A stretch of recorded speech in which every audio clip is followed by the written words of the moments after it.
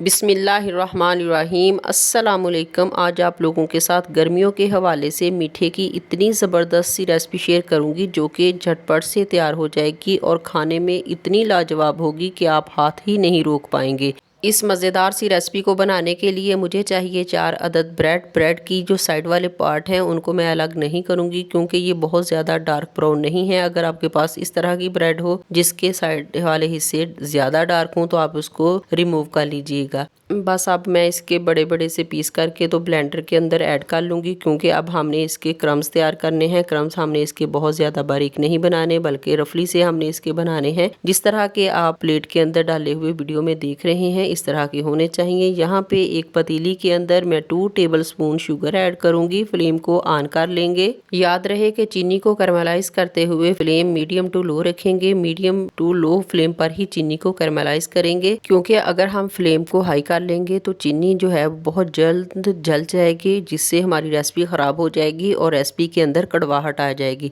इस चीज़ का आपने ख़ास ख्याल रखना है और ये भी ख्याल रखना है कि चीनी का कलर हमने बहुत ज़्यादा डार्क नहीं करना। जब इस तरह का गोल्डन सा कलर आ जाए तो इसके अंदर ऐड कर लेंगे 1 लीटर दूध। अच्छा जी, आप देखेंगे कि यूं ही हम इसके अंदर दूध ऐड करेंगे चीनी जो है वो एकदम से हार्ड हो जाएगी, लेकिन इसमें आपने बिल्कुल भी घबराना नहीं है। यूं दूध गर्म होगा तो चीनी जो है दोबारा मेल्ट होना शुरू हो जाएगी। इसी पॉइंट पे इसके अंदर मैं ऐड करूंगी 1/2 टी स्पून इलायची पाउडर अच्छी खुशबू के लिए और 2 table spoon dry milk add करेंगे क्योंकि हमने इसके अंदर ना तो कंडेंस मिल्क का इस्तेमाल करना है और ना ही खोए का, इसलिए ड्राई मिल्क ऐड करना ज़रूरी है, लेकिन आप किसी भी ब्रांड का ले सकते हैं। अच्छा जी, दूध ऐड करने के बाद फ्लेम को मैंने मीडियम कर लिया था। यूं ही दूध में बॉयल आना शुरू हो जाए तो इसमें ऐड कर देंगे जो क्रम्स हमने बना के रखे हुए थे ना, वो थोड़े थोड़े करके इसके अंदर ऐड करेंगे। एकदम से इसके अंदर ऐड नहीं करेंगे क्योंकि अगर हम एकदम से इसके अंदर ऐड करेंगे तो इसके अंदर गुठली पड़ सकती है, लम्स पड़ सकते हैं। इसी तरह स्पैचुला को चलाते हुए इसमें सारे के सारे क्रम्स हम ऐड कर लेंगे और जब क्रम्स ऐड करने के बाद फ्लेम को दोबारा मीडियम टू लो कर लेंगे। मीडियम टू लो फ्लेम पर इसको तकरीबन अब हमने 15 मिनट तक पकाना है। जब तकरीबन इसको पकते हुए 6 से 7 मिनट हो जाएंगे तो इसके अंदर मैं ऐड करूंगी 3 टेबल स्पून शुगर। अच्छा जी, 2 टेबल स्पून शुगर मैंने तब ऐड की थी जब मैंने उसको कैरमलाइज किया था और 3 टेबल स्पून शुगर मैंने अभी ऐड की है। अगर मैं सारी की सारी शुगर उसी वक्त ऐड कर लेती तो रेसिपी हमारी कड़वाहट की तरफ चली जाती, इसीलिए मैंने उस वक्त जस्ट 2 टेबल स्पून ही शुगर इस्तेमाल की थी और 3 टेबल स्पून शुगर मैंने अभी इस्तेमाल की है। अभी इसे मजीद 5 से 6 मिनट के लिए पकाएंगे ताकि ये थोड़ी सी थिक हो जाए। इसी पॉइंट पे अगर आपको हमारी रेसिपी पसंद आ रही है तो रेसिपी को लाइक और चैनल को सब्सक्राइब करके बेल आइकॉन को ज़रूर प्रेस कर लीजिएगा। आप सब देखने वालों का बेहद शुक्रिया।